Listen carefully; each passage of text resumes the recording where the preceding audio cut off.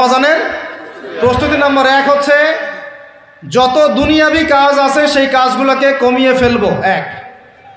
দুনিয়াবি কাজগুলো কি করব?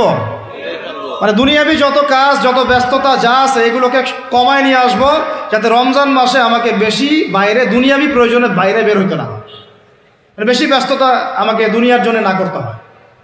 মনে করেন যে আপনি চাইলে এখন যদি সামর্থ্য থাকে রমাদান এবং ঈদের বাজার করে রাখতে পারেন, কারণ লাইলাতুল কদর নষ্ট করে ঈদের বাজার, আর রমজানের অনেক রুহানিয়াত নষ্ট করে দেয় দুনিয়াবি বাজার ঘাট, তাই না?